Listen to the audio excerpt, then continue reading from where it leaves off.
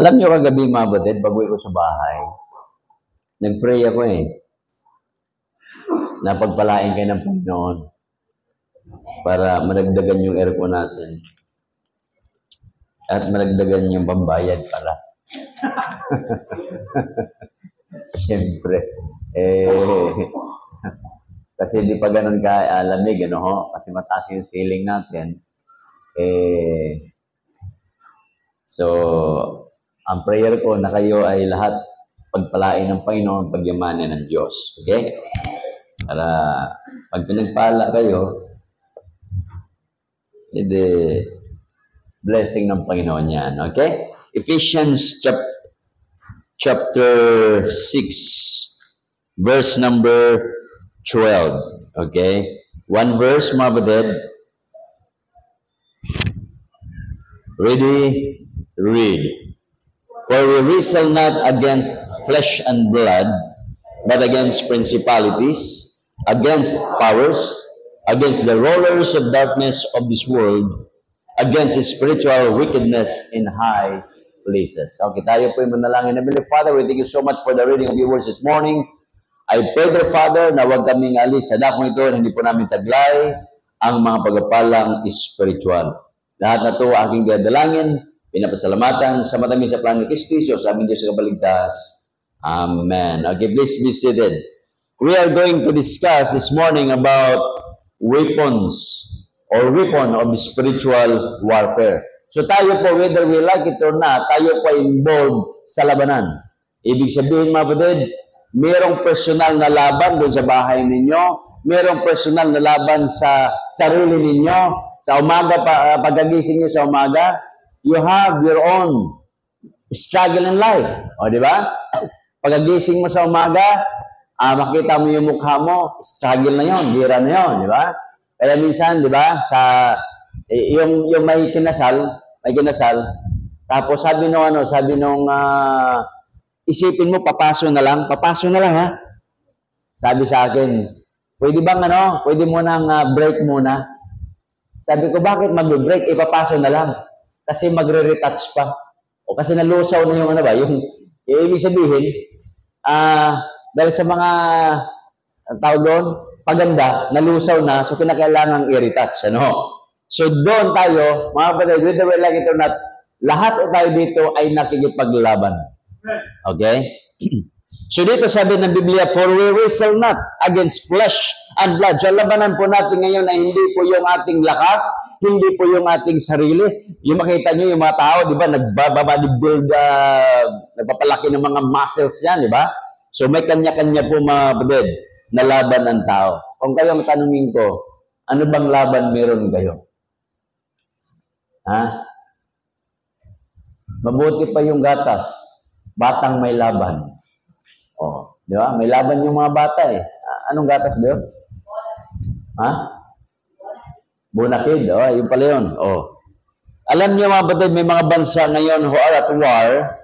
Ito po yung nakita ko at war itong 2024 last year. Ano po yung mga migira dyan? Yung Russo-Ukrainian war. Alam niyo ba ang casualty dyan? Nasa more than 67,000 people died because of that war.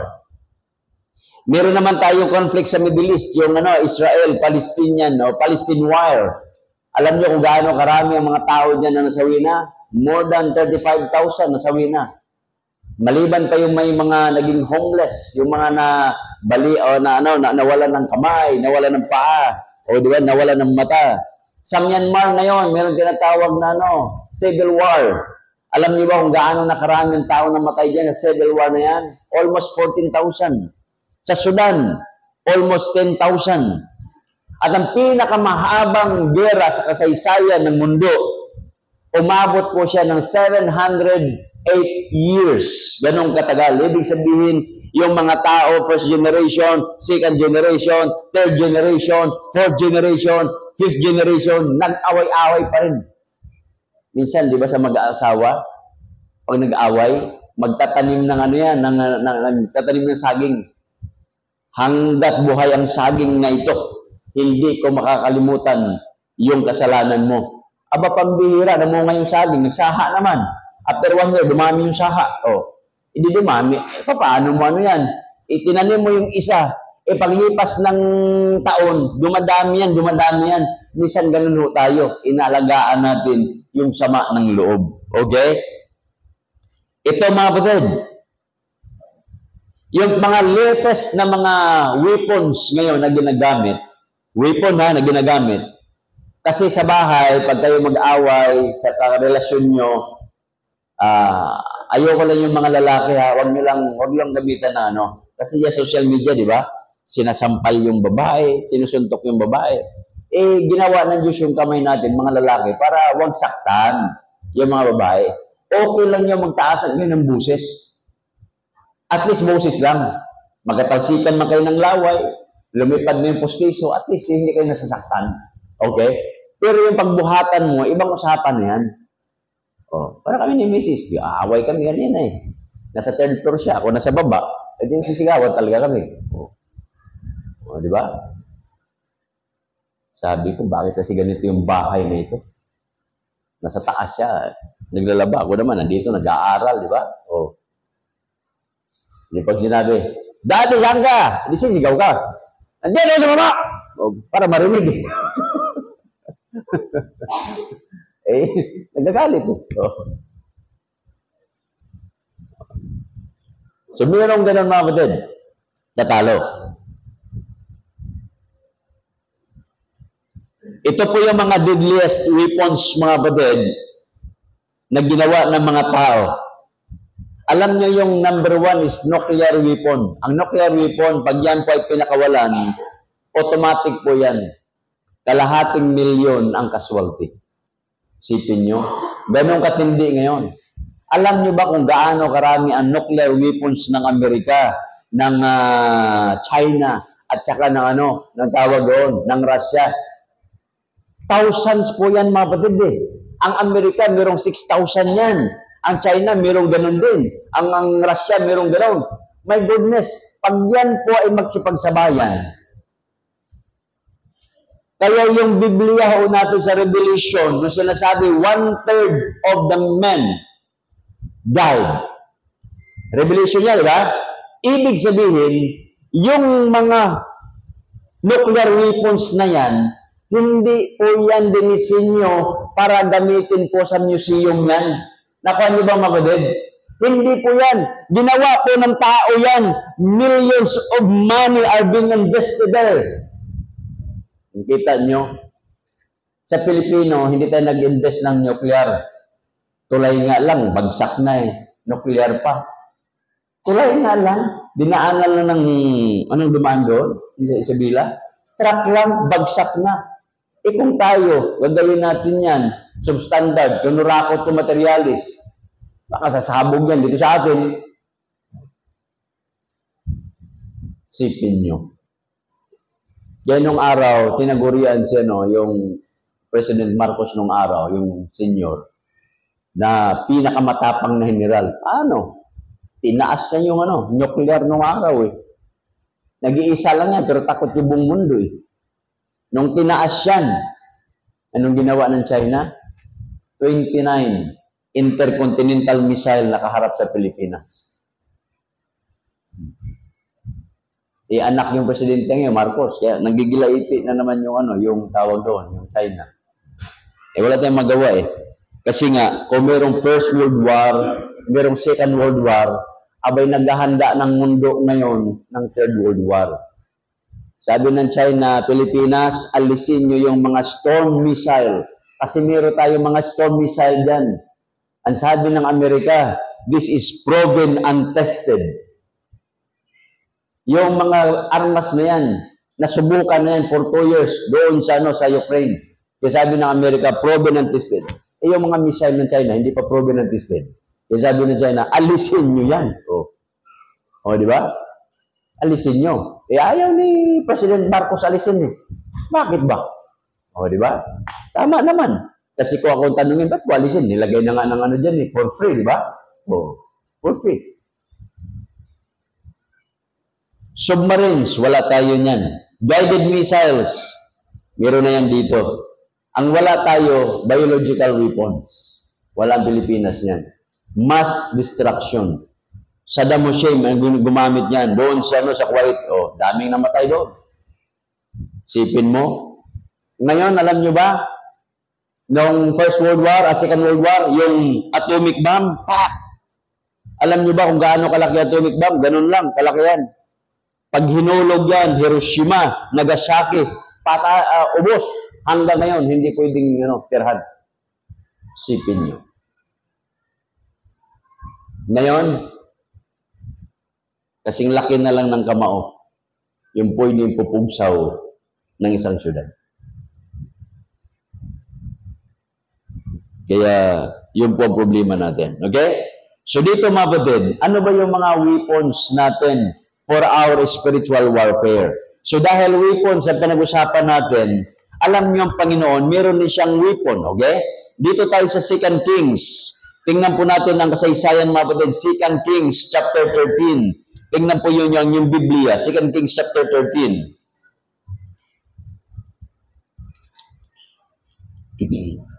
13, verse number 14, and Elisha was fallen sick of his sickness, whereof he died. So itong si Elisha ngayon, ay dati po ay marami sa mga milagro na ginawa. Diba? Siya po yung tao nagsabi, Panginoon, bigyan niyo po ako ng double portion of the Spirit of my master, doon kay Elijah. Kaya si Elisha, maraming nagawang milagro because of that prayer. Ngayon mga kapatid, ano bang prayer po natin? Siguro ang prayer natin, Panginoon, dahil mainit ngayon, siguro kumilimlim, Panginoon, pagbigyan niyo po ako ng house and lot.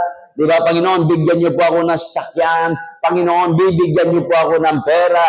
Lahat po yan, hinihingi po ng tao yan. Daily basis. Bigyan niyo po ako ng pagkain. But there will be a time when eternity comes that you will need those. Yung mga bagay niyan, they are no longer needed.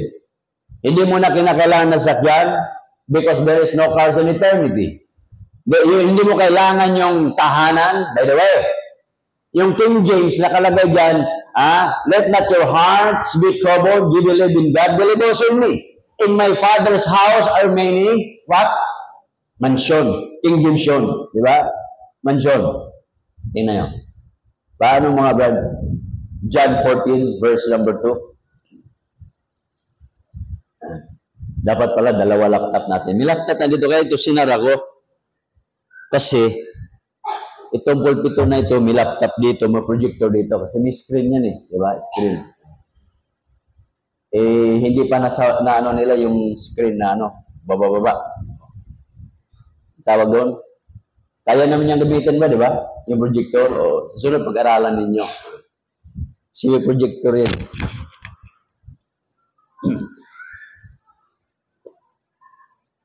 Saan na tayo? Nakalagay dyan. Mansions. Alam nyo ba sa mga ibang version, in IV, American version, ang nakalagay dyan, in my Father's house are many rooms. Kaya pagdating ng araw, mamimili ka. Anong gusto mo? Pagdating sa langit, kwarto lang o mansyon? Magrenta ka lang doon sa langit? Kaya minsan mababa ng tao nagkakamali dahil sa Biblia ang ginagamit. Dito sa lupa, kwarto na nga lang, wala tayo. Pagdating sa langit, kwarto pa rin. Kaya ang ginamit ko dito, in my Father's house are many mansions. Ibig sabihin, bawat sa atin, dahil deserving ka, dahil ikaw napapagal po dito sa babaw ng lupa, God will reward you someday. Bibigyan ka niya ng reward. Yung po yan, mga kapatid, yung pagsisimba mo rito, yung pagbibigay mo, yung pagmamalakaya mo, yung pagpapagal mo dito sa babaw ng lupa, God will reward you someday. So, merong reward system po ang Panginoon. Yun nga lang, may bisita ka na lingkod ng Diyos. Ano sabi ng Panginoon? Pag binigyan mo yan ng malamig na tubig, pina-snack mo. Ang problema sa Pilipino, tanghaling tapat, pinapakape natin. Yan talaga. Alam nyo, kasi ako taga Mindanao, nung napunta ko rito, na-culture shock ako eh. Unang culture shock ko, ayaw ko yung salita ng Tagalog. As in lambing. tumatakbo po ako kasi I don't like to hear Tagalog words. Lalo na yung mga babae pagsalita, Brother Bong, kumusta ka na? It becomes a torture to my ears. Ganun din dapat ang thinking nyo sa akin. Pag tumaas ang boses ko, normal sa amin yan. Nakuha nyo kapatid? Hindi ibig sabihin, galit ako sa inyo. Oh. Kasi, sa amin, yung bang nagsisigawan na, nagkukwentuhan pa lang yun. Sa inyo, pag tumaas ang boses, nag-aaway na. Kung ayaw nyo yung ganong klaseng tao, mag-asawa kayo, mag-girlfriend kayo, mag-boyfriend kayo ng mga Ilonggo. Yung Brother Roger, yan o. Hindi nataas ang boses niyan. Pag nag-away siguro sila sa Marilyn, ang ganda siguro. Dahil, palangga, galit na ko sa imo, ha? Galit na nag-uusap eh. Ang galambing pa, diba? Ayan. Po? Oh, galit na sila, malambing pa. Eh kung gusto nyo gano'n ng nyo, mag-asawa kayo like Brother Roger. O, di ba? O. Kasi nga, galit na, malambing pa. Bakit ko natutunan yan? Eh ako'y nasa paite, Eh nasa second floor ako. Eh yung mag-asawa, Ilonggo't Ilongga. Dahil, galit na ako sa imo, ha? O. Sabi ng misis, ako din, galit na rin ako sa iyo. Baka, babatuhin kita ng pinggan. Sabi ko, okay, magbiruan itong mag-asawa. Maya-maya, siliparan niya yung pinggan. Sabi ko, totoo na pala yun. Akala ko nagbibiruan lang, totoo na pala yun. Pero sa amin, parte ng Mindanao, you need to raise your voice. Di ba? Kaya huwag kayong matisod sa akin. Sabagay, sanay na kayo sa akin sa salita ko. Di ba? Ito po yan, mga baded. Ang nangyari po dito, Elisha was fallen sick. Di ba? It is believed that Elisha was at least 80 years old na noong panahon na ito. At yung katandaan niya, normal naman, pag tumanda tayo, ay magkaroon ng sakit. Ngayon, ang sabi diyan, and Joash, king of Israel, came down unto him, and wept over his face, and said, Oh, my father, the chariot of Israel, and the horseman thereof. Ibig sabihin nito, yung hari ng Israel na si Joash, pumunta doon sa prophet, at ang sabi niya, ama ko, ibig sabihin nito, humuhingi po ng advice, humihingi ng tulong, yung hari ng Israel, doon sa propita po.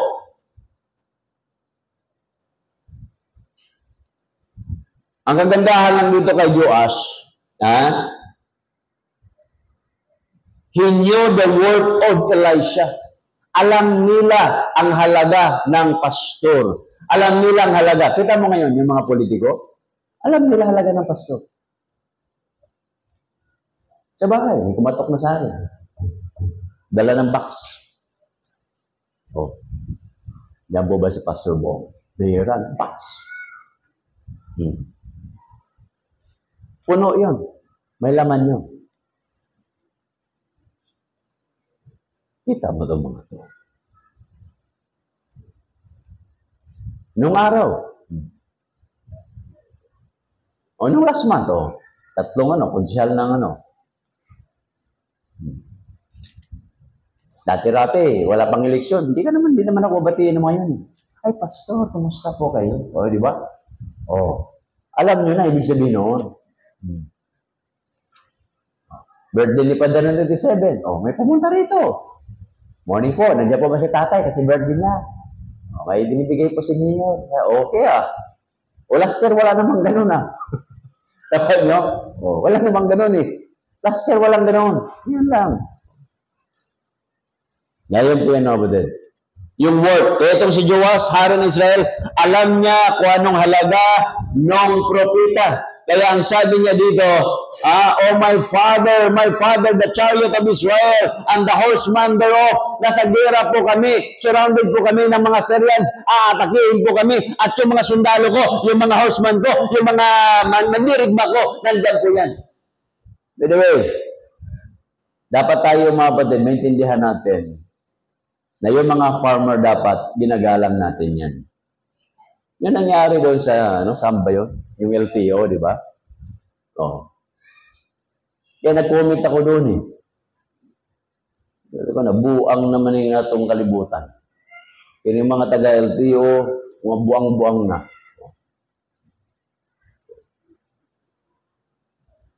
Sila, nag-eskwela, wag yung taon makasabot na nakita ng publiko na sila yung mga uniforme. Edukadong tao. Di ba? Kaya maganda talaga yung mga farmer natin, pag pumunta sa palayan, dapat talaga may itak yan. Nung kami, wala namang nag-aaway din sa amin eh. Lahat may mga itak. Wala eh. Nagiinuman yan, mga lasing yan, but never nilang hinatak yung itak nila. Oh. Nakita ko yan. Lumaki ako doon sa palayan eh. Pag sila po'y nagiinuman at nalasing, never nilang hinahatak yung kanilang Nagsusuntukan yan. Pero never nila Oh. Kaya po, kung ako tanongin nyo, gusto ko lahat ng tao may itak, lahat ng tao may kutsilyo, lahat ng tao may baril. Lahat. Para pag may masamang tao, may rapist, Kaya gusto ko sa edukasyon natin, lahat ng mga yung K 12 na yan, turuan yung babae. Paano kumarate? Kita mo, mga babae dito, sinusuntok lang. Nire-rape. Hindi marunong nga self-defense eh. Kung marunong yan, kita nyo sa Israel, yung mga babae doon, ang gagaling. Naglalakad, may mga Armalite. Okay. Ang gaganda pa, di ba? Dito, alam mo talagang wala. Ginawa tayong tawag doon, ginawa tayong alila ng mundo. Kaya gusto ko, kaya magtataka kayo, bakit mayroong dito, pastor, yung ganyan? Ano yan sa California yan, sa American School yan. Kasi gusto ko, kinuha ko yan. Although sa Limpusa lang ako dito. Pero sa Pilipinas, kinuha ko yan para at least ma-educate. Isipin nyo, mag-aaral yung iba dito. Ang records nyo, Amerika. May nag-fund yan. Finand yan. Ang tuition nyo dapat every 3 months ay $100. Pasukan nyo lang, free na yun. Andalhin nyo lang sarili nyo at pagkain nyo tanghalian. Kasi hindi ako magluluto talaga. Punta tayo dito. At saka ang daan, 5 days comprehensive. Tapos, every Monday lang ang klase. Sa Monday, bukas, merong darating dyan, 4 na professor from America. 4 na professor. 5 days sila magtuturo, mula alas 9 hanggang alas 3 ng hapon. 4 na subject na yan. Sipin niyo yan. Comprehensive study. Sipin nyo, galing ng Amerika, yung professor nyo, pupuntahan ka dito, makinig ka lang, di ba? At pag ganito, hindi mo na maintindihan, tulugan mo lang ng konti. Di ba? At least nandiyan ka. Para naman kayo hindi estudyante. Ako nga, nabato nga ako na eraser eh. Sinakaganon ba? Ganon. Tulog na eh. Santa Misa. Tulog ako na, ganon. Paano nalaman ng teacher na tulog na ako? Nagitawan ko na yung notebook eh. Kung mayroong camera yun nung araw na yon, nag-viral yun. Kala nyo siguro, hindi ako nabato ng eraser. Nang bato ko eraser. Pagbato. Tama-tama naman na alimpungatan ako, nakita ko yung teacher ko binato. Ilag. Yung sa likod, nakayuko din, natamaan. Puro chok. Diba? Ito mga kapatid. And Elijah said unto him, take the bow and the arrows. And he took unto him bow and arrows. Arrows, mga kapatid, ang gamit noon. Ibig sabihin, pag nagpaanak ka, yun po yung pinaka-the best weapon during their time. Pero ang tao, dahil nga sa labanan, may ang tawag doon, nung araw, pag may araw ka, talagang ka na. Diba? Alam niyo yung panahon ni Jumong, diba? Magagaling sila mamana. Ngayon ang tao, nasasaktan sa kagaganon. Naka-invento ang tao. Ginawa nilang machine. Naging baril na ngayon. Di ba? Yung baril na yan, tatakbo yan ng 1 kilometro. Pag tumama sa katawan mo yan, patay ka. Ngayon, binago ulit ng mga tao yan. Yung bala na yan, pinatakbo ka nila ng malayo. So, meron tayong mga ngayon, mga bala na tumatakbuin ng 7 kilometers. Yun po yung ginamit nila sa Marawi. Nandiyan ka sa tabi ng poste na yan, na pader na yan, pag natamaan ka, patay ka. Ganun po. Yung profession ng Marawi State, nag-pray lang siya doon, tagos, sa pader, patay siya. Isipin mo yan, ganun katindi.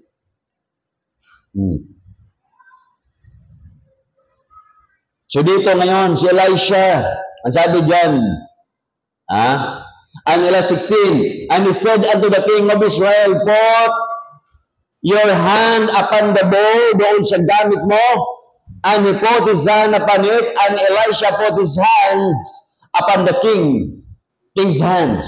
And he said, open the window eastward. Bakit ba eastward? Kasi mga badid, sa east, doon mo makikita ng araw ay sisikat. Di ba? Nakikita mo ang araw na yung araw na yan ay ginawa po ng Diyos siya. Ang ibig sabihin nito ni Prophet Elisha ay tinuruan na yung hari na manampalataya sa Diyos na siyang gumawa ng araw, gumawa ng hangin, gumawa ng tao, gumawa ng lahat ng bagay mabudid. Ang sabi po niya dito, then Elisha said, shoot! And he shoot.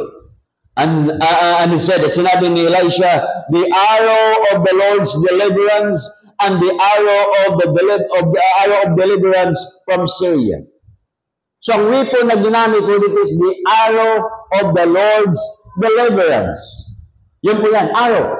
Yun po yung weapon na ginamit. Kung gusto nyo kayong Israelita kayo ay lumaya doon sa mga oppressor po ninyo. Sa labanan na yan, gamitin nyo ang sandal, araw ng Diyos of deliverance. Anong ibig sabihin nito? Di ba? The arrow of the Lord's deliverance. Ngayon, nagkaroon tayo ng pandemic. Ang sabi nila, tinusukan tayo, it signifies arrow. Di ba? In-inject sa'yo, arrow. Noon ang arrow, ganun. Ngayon, tinutusok na. Kaya sabi nila, nandito na tayo sa tinatawag na tribulation. Di ba? Kaya tinurukan ka muna ng unang dos, 333. Pangalawang dos, 66. Ginagawa ng kalubuan, di ba? Ginagawa na nila, Ngayon, kayo naman siguro lahat dyan, naturukan kayo, di ba? Pilipinas po ito. Nababayaran mo yung mga technician doon. Sabi ko, hindi ako makabiyahe kasi hindi ako makabiyahe, hindi ako makalipad Sa hanapan ka ng di ba? Document. Ano gagawin mo? Gumawa ka ng gimmick ngayon. Diba? So, ganun lang po yan. Pero sa Korea, sabi ko kay Pastor Kim, what happened to you, Pastor Kim? They are not doctors, they are not nurses that came and knocked on my door. They are army. Yung mga sundalo were trained. Dito sa Pilipinas, pupunta ka sa barangay hall. Doon sa kanila, sundalo, kakatukin ka. Labas. Sundalo, kakatukin ka. Sino tao sa loob? Sundalo po ang ginamit. Kita nyo? Sa Pilipinas, makita nyo, nagpapa-injection yung mga opisyal natin, walang mga laman. Diba? Tapos, nagturok-turok sila, hinati-hati pa. Hati. Tapos, ilan yung nasayang? Grabing nasayang mga nakuha nyo? Millions ang nasayang dyan. Binibili ng gobyerno. Ang daming sayang sa bansa natin. Bakit? Walang takot sa Diyos eh. Yung tulay na lang doon sa amin, katabi ng bahay namin, yung kapitan nag-request sa gobernador. Ano sabi ng gobernador? Ang request lang ay $250,000. Ano sabi nung nakakataas? Gawin mong 5 milyon. Pambihira. Yung kalahati, nilagdagan niya sa 0, 5 milyon. Ang binigay, 2 milyon. Eh, dumaan pa doon sa sa local government. Dumating sa kanya, 1 milyon. 1 milyon. Ang ginawa niya? Napagawa siya ng tulay, 350,000. Sabi ko, bakit naman yan, Mano? Oh, kasi kaibigan ko bakit naman, Mano? Bakit? Sila lang ba marunong? Oh, kita mo yan. Yeah, ganun ang korupsyon. Kaya kinakailangan natin, matitinong tao, matitinong, may takot sa Diyos. Sabi mga kapatid, kayo, meron na kayong ibuboto eh. Alam ko naman, ibuboto ninyo. Lagi nyo narinig sa akin, boto nyo yung mga masasamang tao. Para babalik ng Panginoon. Pag binoto nyo yung matino, tatagal pa pagdating ng Panginoon eh. Kasi mayroong ilaw at asin doon. Pag tinanggal mo yan, wala ng ilaw at asin doon, talagang ano na yan. Kaya ayoko mag-endorso eh. Di ba? Gusto ko yung piliin nyo, yung mga rapist, mga mga sikat, mga gano'n, di ba? May mga mga drug lords. Sige, buto nyo. Para babalik niyo yung Panginoon. Pero kung iboto nyo matino, tanungin nyo ako. Oh.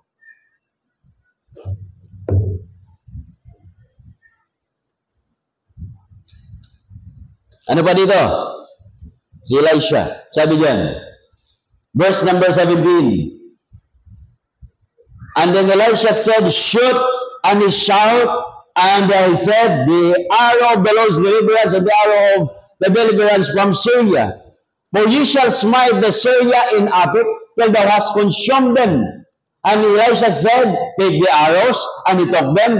Isipin nyo, inutusan niya yung hari, kunin mo yung mga sandata mo, at dalhin mo sa akin, at kinuha nga. So, ibig sabihin dito, yung mahal na hari, hindi na niya inutusan yung kanyang sundalo, siya mismo by faith, sinunod niya ang salita ng propeta. Nagkaroon siya ng somehow faith, pananampalataya. Then Elisha said unto the king of Israel, smite upon the ground. And he smote thrice and stayed. And the man of God was wroth with him. Nagalit si Elisha, you should have smitten 5 or 6 times. Then you have smitten Syria until had consumed it. Whereas now, you have smite Syria but thrice. Bakit ba mahal na hari? Sabi ko sa iyo, i-smite mo yan para matalo mo yung Syria ng 5 or 6 na beses. Bakit tumigil ka? Nagalit eh. Ibig sabihin mga kapatid, sometimes we lack faith. Simpleng bagay lang. Iganon lang niya yun. Pak! Lampas-hampas lang niya. Ibig sabihin yung kalaban na, matalo na. Di ba? Pananampalataya yun. Kung kayo kumustahin ko sa labanan mga badid, kailangan ng pananampalataya. Labanan ng relasyon, pananampalataya. Labanan ng negosyo, kinakailangan you have faith in that business. Labanan ng pagtatrabaho, kinakailangan mo na ng pananampalataya yan. So everything we do, mayroong pananampalataya. Tinuturuan yung hari na si Joas na magkaroon ng pananampalataya, and yet tinulang ko siya ng kanyang pananampalataya. Pumalo lang siya ng 3 beses. Hindi niya kasi din alam na yung pala ay sinusubukan siya ng propeta.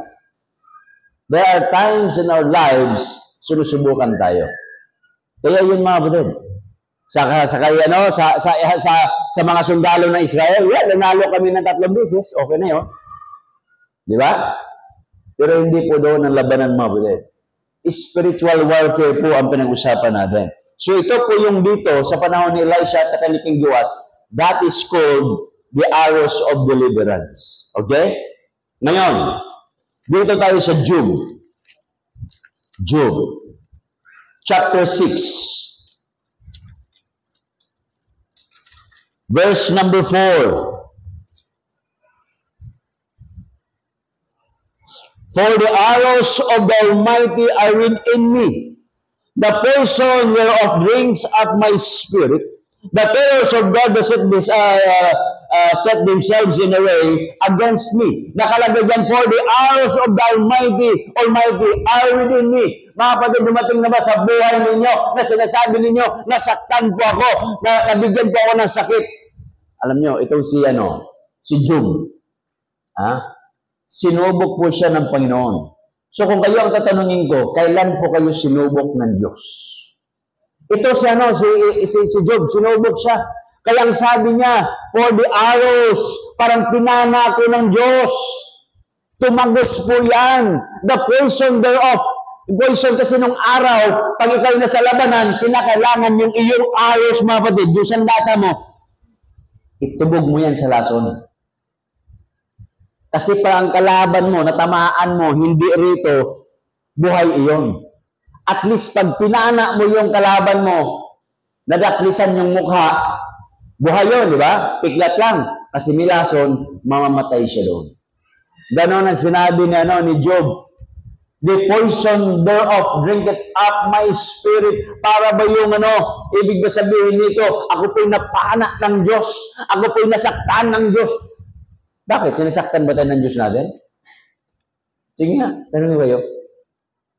Kailan ang uling araw na sinaktan kayo ng Diyos? Sa anak ng Diyos, hindi tayo sinasaktan. Amen, mga kapatid? Pero, meron sa Biblia, papaluin ka ng Panginoon.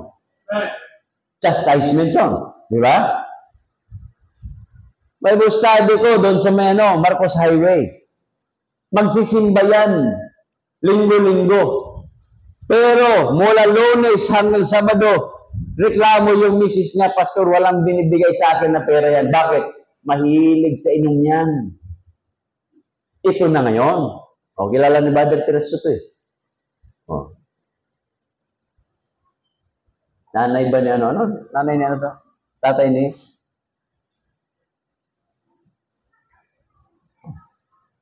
Sabi ko, Brad, baka kako pitikin ka ng Panginoon. Pitik ba? Alam niyo na bisikleta siya, Marcos Highway? Nakainom. Biglang tinat siya ng jeep. Naglag siya dun sa gilid. Alam niyo, bali ito eh. Bali rito. Ribs, saka to. Tapos yung kamay, bali. Sinitukod eh. Hating gabi, pumunta ako sa East Avenue ba yun? Yung hospital doon. Umiiyak eh. Sinilip ko. Anong sabi niya? Pastor, napitik po ako ng Panginoon. Napitik eh. Sabi niya, salamat Pastor Sinabi niyo pitik lang. Kasi kung sinabi niyong palo, baka patay na ako. Pasalamat kayo sa akin eh. Buti na sinabi ko pitik lang. Pero bali yung dito mo, bali yung tatsa mo, bali yung dito. Ako'y nandoon nakakaawa nga naman. Diba? Yan po yan mga batid. Ngayon, si Job po mga batid, tingnan nyo bago po tayo saktan, kasi baka sabihin nyo si Job, si Satanas ang may pakanan yan, hindi. Itong kay Job, kung titingnan nyo, verse chapter 3. Chapter 3. Chapter 2 muna. Verse number 9. Then said his wife unto him, do you still retain your integrity? Curse God and die. Pag makita ka ba naman may sakit ka, puro ka na butas-butas na yung yung balat. Kitong halimbawa, nakita na ba ko ng tao na yung balat ay naagnas na? Di ba? Nakukwento nga sa inyo dito lagi. Mayroong isang itungin eh. Itungin. Sabi sa akin, Bong, Walang lumalapit sa kanya. Kumusta ka na? Ako naman, iwasan ko sana eh. Kasi nakita ko yung lalaki, di ba? Yung mga boys, lalaki. Kita mo yung lalaki? Tinawag na ako, Bong, lika. Lumapit ako. Kumusta ka na? Pambihira, niyaka pa ako ngayon. Pambihira, no? Napisa yung nabasa yung di ba? Alam niyo, para kung yilong na uupos, sabi ko, yari ako nito. Magkakitong na ako nito. Mahirap naman na magkatabi kayo, tapos magaganong-ganon ka, di ba? Hinayaan ko na lang na tumayo. Sabi ko, nako, itongin na si Bungal Kala. Tapos, kwentuhan kami, sabi niya, Bong, huwag ka matakot sa akin, ha? Sabi ko, bakit po? Kasi nagagamot ako, hindi na ako makahawa. Ay, salamat, Panginoon. Di ba? Ang sarap ng pakiramdam, salamat, Panginoon. Hindi pala ako mahawa, Yung pala, pag nagagamot na pala yung tao, hindi na pa. Pero talagang alam niyo yun, di ba? Yung biring-biri ka, pagkatapos sa iyakapin ka, pagkatapos sa tutunaw yung grabe. Lupit niyan. Parang doon, Surigao, mayroong bata na tinapon doon na patay. Hinahanap ng mga tao. Nandoon ako. Alam niyo yung area na yun? Yung amoy nung naagnas na bata, my goodness. First time in my life, nagrabe pala yung amoy na yun na masangsang. Na para bang sumusuot sa tainga mo. Parang sumusuot sa yung amoy na yun. Yung sa utak mo. Na parang tinutorture ka. Sabi ko, ganito pala ang tao pag naagnas. Grabe. Kaiba. Kung anong linis natin, kasasabon, kapawandisyon yan, di ba? Siya naman ding amoy natin. First time. Yung mga taong sinusunog, naamoy nyo na yun. Di ba? Pagka ikaw yung nasa susunogin yung tao, magserbisyo kayo doon, maamoy mo yung okay lang. Yung tao na nasa kabaong, bubuksan yung yung huling araw, di ba? O bubuksan pa. Maamoy mo rin, malanghap mo rin. Ako, ilang beses na ako niyan. Sa Paite, naglibing kami. Yung pala, hindi nalagdagan ng tawag doon, ng formalin. Pag-angat na gano'n, grabe. Alam nyo, yung mga bangaw sa paligid, parang tinawag lahat doon eh. Sabi ko, sarap yun yan. Grabing sundalo. Sipin mo yan. Sabi ko, ganun pala, no? Tinawag eh. Ito, si Job, mga kapatid. Siya sabi ng misis niya, naku Job, pwede ba mamatay ka na lang ang curse God? Naawa na yung misis niya sa kalagayan ni Job, sa sakit. Ganito po yan mga kapatid. Sabi po ni Job dito sa chapter 6 verse number 4, For the arrows of the Almighty are within me. The poison whereof drinks up my spirit. The terrors of God that beset themselves in a way against me. Ito po yan mga kapatid. Hindi po ito literal ni arrow. Ibig sabihin, yung nangyari kay Job na naagnas na yung katawan, hindi po yan galing sa Diyos. Ngunit, pinahintulutan ng Diyos si Satanas na pwede siyang subukin na ganun. Mga kapatid, dumarating sa buhay natin, susubukin tayo. Faithful yan dyan, no? Susubukin ko to. Di ba? Maghingi muna ng ng tawag doon. Ihingi muna sa Satanas. Panginoon, subukin ko muna to si JC. Kaya lang naman naging faithful yan eh. Kasi binigyan mo ng trabaho, tsaka binigyan mo ng gwapong mukha. Papapangitin ko kaya to, tsaka tanggalan mo ng trabaho to. Kaya ka ba, JC? Isipin mo yan. Ganun po. Sabi ng Diyos, sige, wag mo lang siyang patayin. Yun po yung nangyari. Kaya itong si Job, siya po ay nagkaroon ng pain, nai-stress po siya, mga kapatid. Isipin mo, yung katawan mo, maagnas na. Patapos niyan, meron ka pang misis na bungangira, mas masakit din yun kay Job. Kaya kayo mga misis, Pwede ba? Huwag na kayong dumagdag sa sama ng loob ng mga mister ninyo. Di ba? Merong mamatin dati rito. Pag yung mister niya na-late, talagang bunganga. Sabi ko, kapatid, huwag namang ganon. Hayaan mo siya. Tao rin yan eh. Hindi porke mister mo yan, pag may-ari mo yan, tao yan. Hayaan mo siya. Si Mrs., hindi ko tinatanong yan eh. Ang akin, marunong kang umalis, marunong kang umuwi. Tulog ako ng akin. Hindi ako magtatanong kung kahit nga kay Charles. So, hindi ako tatanong eh. Siya kasi mabusisa. Pag si Charles, Dad, pairam ng sakyan. Hindi ako natatanong. Sinabi ko lang, huwag ka maglasing. Kasi magmamaniho ka pa. Bakit? Kaya ko samahan yan? Sige nga, kayo. Oh. Porky ba yung mga anak ko? Na si Joshua, dyan. Oh.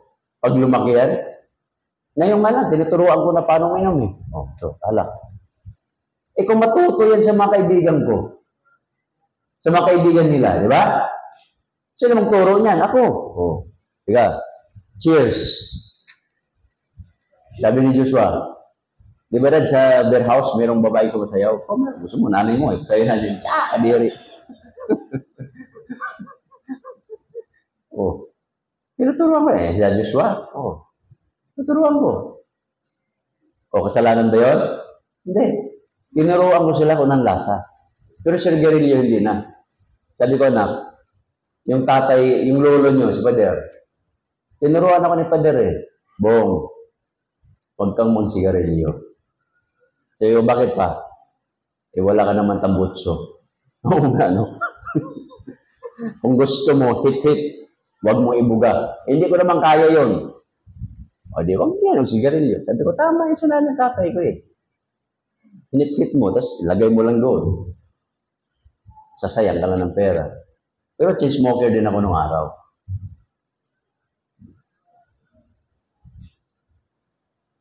Dito si Job, mabudod. Binisita siya ng ng kanyang mga kaibigan. Nung binisita na, my goodness. Anong ginawa ng bisita niya? Inanuhan lang siya ng bisita niya eh. Kaya ka nagkakasakit niyan dahil makasalanan ka. Oh. Sige nga, bisitahin ka sa ospital. May sakit ka, pagkatapos sabihin sa iyo ng bisita mo, ha? Kaya ka nagkakasakit, may kasalanan ka eh. Sana mamatay ka na lang. Magandang visitation ba yun? Sige nga. Ito eh. Itong si Elipas, grabe ito eh. Oh.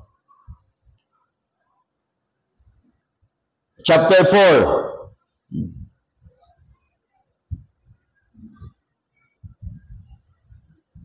Chapter 4. Meron dyan eh. Ito si Elipas. O, verse 19. Ang sabi dyan, how much less in them that dwell in the houses of clay, whose foundation is in the dust, which are crushed before the moth. They are destroyed from the morning to evening. They perish forever without any regarding it. Sipin mo, meron kang kaibigan na ganyan. Pagkatapos ang pag-usapan nyo, ganito, sabihin nyo, masyado matalinghaga ito. Oh. Sabi, di ba? They are destroyed from morning. Oh, Job. Mamamatay din naman tayo eh. Pwede tayo mamatay sa umaga. Kaya pag kayo po yung bumisita ng sakit, huwag patay ang pag-usapan nyo. Kasi lalo matakot yung may sakit. Ang sakit lang niya diabetes. Diabetes lang. Binisita mo, alam mo, pag-uwi mo, meron na siyang high blood. Na high blood sa'yo. Dagdag eh. Oh. So ito po yan. Hindi na natin elaborate yan, mga batid. So ito po yan, arrows. Ibig sabihin, si Job ay nagkaroon siya ng pain, nagkaroon siya ng stress, nagkaroon siya ng bigat ng kanyang buhay. Hindi lang sa misis niya, hindi lang dahil sinubok siya, kundi pati sa mga kaibigan niya. Pero, anong kagandahan kay Job? Ha? Nanatili siyang nagtapat sa Panginoon. Kaya mga kapatid, pag dumating yung mga pagsubok, manatili ka lang natapat sa Panginoon. Hindi ka man naintindihan ng misis mo, hindi ka man naintindihan ng mga kaibigan mo, magpatuloy ka maglingkod sa Panginoon. Amen? Yon. Last, tapusin natin ito. Psalms 127. Another weapon, arrows, ang pinag-usapan natin dito. Weapons. So, ang ginawa ni Job sa kanyang kapanahonan, ang ginawa niya, kay Job, faith. May pananampalataya. Dito, Psalms 127.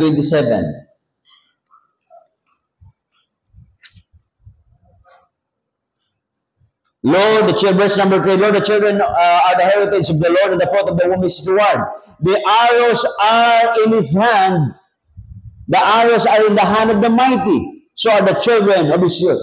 Weapons, mga kapatid, pag-usapan natin yung una kay Elisha, it is the arrow or the weapons of deliverance from the Lord. Dito naman kay Job, ang weapon na ginamit ni Job is faith, pananampalataya sa Diyos.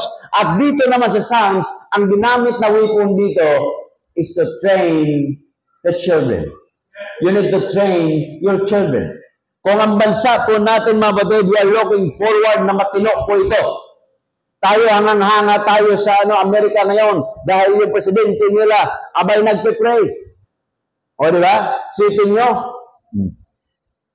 Yung mga cabinet members na dyan, isa dyan ay pastor. O, sipin mo. In-appoint niya, nandiyan sa opisina at tinawag niya, mag-pray po kayo. Dito, nagagawa ba yan dito ng presidente natin? Wala eh. Kaya ka mabiblis ka sa kanila. Bakit?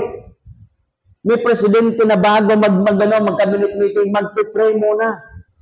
Ako'y natuwa lang ko nung panahon niya, magsimula yung administration na ito.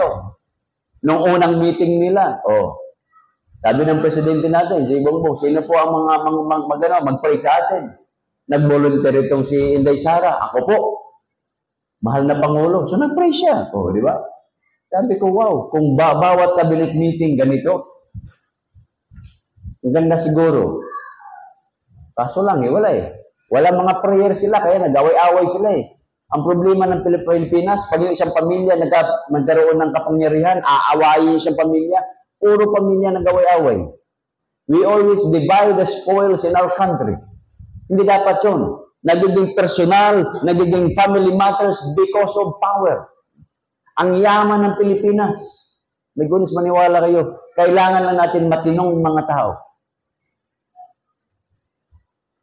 Kaya dito, mga young people, kung kailangan nyong mag-aral ng abogado, mag-abogado kayo. Pagka-doktor, gusto ko lahat dito. Itong church na ito magiging ilaw at asin ng sanglibutan. Ibig sabihin kayo, halimbawa, nagra-rides kayo, grab driver, whatever, mag-swimming kayo.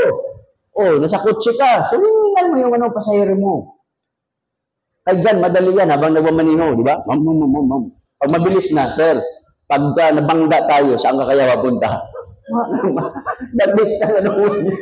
Kakabahan yung pasahero mo, tapos sir, pag nabangga tayo, mamatay tayo, saan ka punta? Huwag naman ganun. May opportunity ka na mag-share. So ito mga kapatid, nasabi dyan, for the arrows as the arrows in the hand of the mighty man. Yung mga tatay po, you are the mighty man. At pag may arrows ka, minsan isa lang anak natin, we have only one arrow. At isushoot mo yung arrow ngayon, yung anak mo. Gusto ko sa anak mo magiging doktor, ikaw isa lang. Isang doktor lang. Napanyo mo din? You only have one son, one daughter.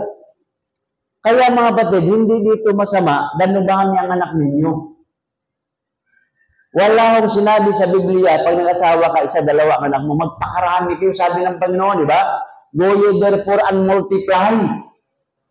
Ako, hindi ako masunurin sa Diyos. 3 lang anak ko, nagsisingaw ngayon eh. Sabi ko, bakit kaya 3 lang? Kasi iniisip ko, ang hirap ng buhay. Hindi ko mabigyan ng kinulang ako ng pananampalataya. Kita niyo mga kapatid?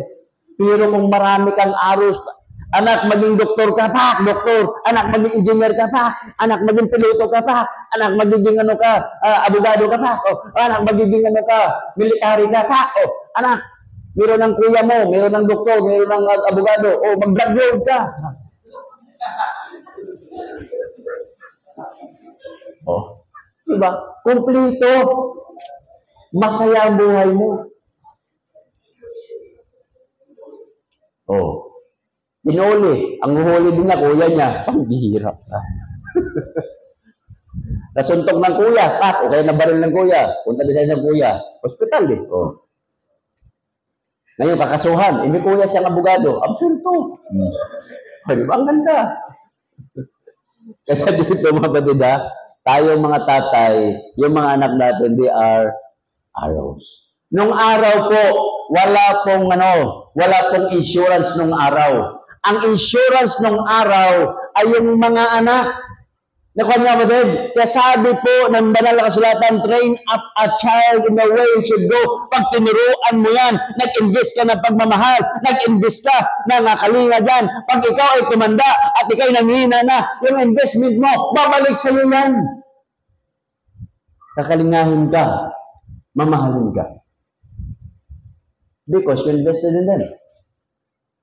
Ngayon lang naman yan. Nagbago ang investment. Pero nung araw, yun po yun. Sa tanang buhay mo, iniisip mo, paaralin mo yung anak mo, pakainin mo, padamitan mo, turuan mo na mabuting tao yan, tulungan mo na siya po ay makaangat doon sa pedestal na yung natanggap mo, ikaw ay milyonaryo, yung anak mo, magiging milyonaryo. Bakit? Gusto ba natin mapariwara yung mga anak natin? No. We want that they will excel. Amen mga kapatid? Kaya nga nasisikap ka eh. Pagod ka na, sisikap ka pa rin eh. You travel far. Nasasaktan yung kalooban mo, natutorture yung isip mo, and yet, you do your job for the sake of your children. Kasi you are the mighty man, the mighty woman, and you're going to, gagamitin mo yung anak mo as an arrow, anak, magiging ka, presidente ng Pilipinas. Isipin mo yan, those are weapons. Pag yan po yung direction natin, anak, lahat ng mga tatay dito, kaya mga mag-asawa pa lang, yun yung direction natin, gaganda po ang sunod na henerasyon. Sabi ng mga nauna sa atin, di ba? O, ang kabataan, ang pag-asa ng bayan. So, sino mag-train yan? Tayo. Turuan natin sila ng mga Diyos na aral. Amen mga kapatid? Para pag tayo po'y manghina na, sila naman yun. Dahil nag-invest ka ng pagmamahal, nag-invest ka ng kalinga, pagdating ng araw, your investment will return to you. You will harvest love. You will harvest peace. You will harvest understanding. Oh. Weapon natin yan. At the end of the day, magiging productive sila in the outside world. Dahil yun ang pinaproject mo. Walang tatay, itong anak ko, magiging, snatcher ito. Anong klaseng tatay ka? Itong anak ko, dahil maganda ito, magdapayuki ito. Walang iya. Anong klaseng tatay ka? Hindi naman. Ang gusto natin na mapaganda, magiging godly. Amen, mga kapatid? So, weapon. Turuan natin sila. But the best thing that you can do for your children, bring them to the Lord. Na sila po ay kagaya ninyo maglingkod sa Panginoon. Tumayo tayo manalangin. Heavenly Father, we thank you so much sa mga palaala ng iyong salita. Weapons of our warfare. Ito po ay part 1 po ito. Makita po namin ng panahon po ni Elisha at Hari na si Joas. Mayroong literal na labanan. And yet, the prophet Elijah is training the king to have faith in God. Hindi yung manampalataya sa doon sa kanyang armas na arrows. No. But to trust Because deliverance is not in the arrows, is not in the weapon, but deliverance is come from the Lord. Noong panahon ni Job, ang weapon na ginamit ni Job, nung siya po ay nandoon, nakipaglaban sa spiritual, nakipaglaban sa anxiety, nakipaglaban doon sa physical na sickness. It's the same. Faith sa Panginoon. Tayo sa panahon natin, mga nanay, mga tatay, yung anak natin, weapon natin yan. They became our strength in our old age. They become our children will be our strength when we are sick. Pag may sakit na tayo, sila yung kalakasan natin. Pag pagod ka, stress ka, meron kang anxiety, marami kang worries. Pag makita mo yung ngiti ng anak mo, makita mo yung joy na pinaaral mo yung anak mo, it becomes so strength. There are your arrows. So train them to serve God. Train them to love God. Because your investment of love, your investment in serving God, susundin po nila yan.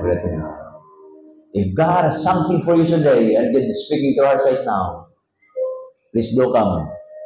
Pray and talk to them in prayer. Sige po, mga kapatid.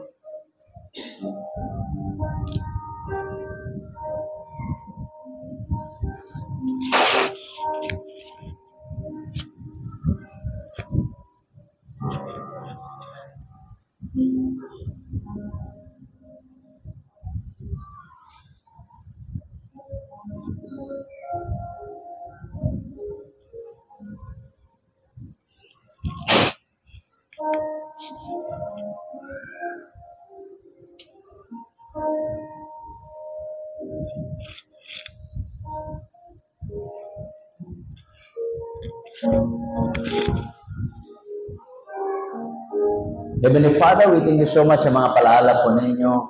Salamat sa inyong salita.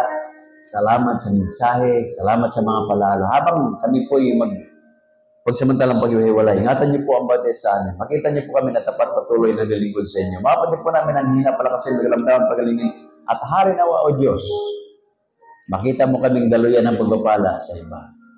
Lahat na ito aking dadalangin, pinapasalamatan sa madami sa plano Kristo Jesus, sa aming Diyos sa Baligtas. Amen. God bless us all.